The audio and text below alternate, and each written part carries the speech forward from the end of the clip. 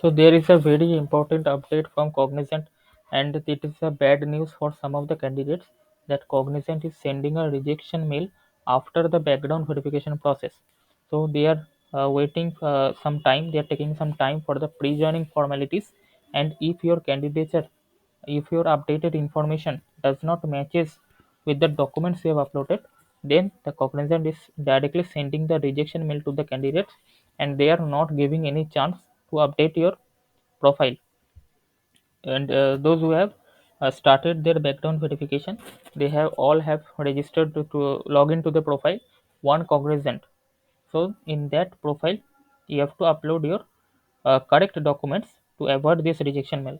So the candidate who have been rejected, their offered status has been converted into declined status in Superset profile, and they have written this mail that I will show you the mail. This kind of mail they have started sending, that dear candidate, greetings from Cognizant. We appreciate your interest in working with Cognizant. According to the Cognizant's records, you have not adhered to the Cognizant's educational pass percentage requirement for onboarding. So what happened to this guy is that he has less than 60% marks in his graduation. So for that reason, the Cognizant has rejected his candidature, and since you have scored less than the required percentage, we will not be able to proceed in onboarding.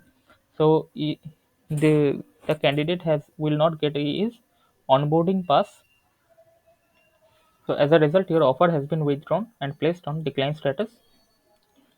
So these are the this is the mail that Cognizant has sent to the candidates rejecting his candidature. So now this question has been asked from many candidates, that how many year gaps are allowed. I have taken 2 years for 12th. What will happen to me? Will Cognizant reject my application or not? I have backlogs in my college. What to do? And I have less than 60% aggregate. So I will answer all the questions one by one. So there are 2 year gaps allowed for this Cognizant Gen Z profile, and you have taken 2 years for 12th, then nothing to worry. They are allowing 2 year gaps, so you will meet the eligibility criteria. And the next question is that I have backlogs. So if you have backlogs, and if you have graduated and have not cleared your backlogs, then that will be a problem. Otherwise, if you're in college, you can always clear your backlogs, because no backlogs are allowed in Cognizant. I have less than 60% aggregate. If you have less than 60% aggregate, that will be the problem, because the Cognizant will not allow you if you have less than 60% in any of the your academic course. So if you are in doubt, you can ask your questions in the comment section. You can also join our Telegram group, and you can ask the questions there. And if you still have any questions, you can post your questions in the comment section. I will pick up your question and try to answer your query.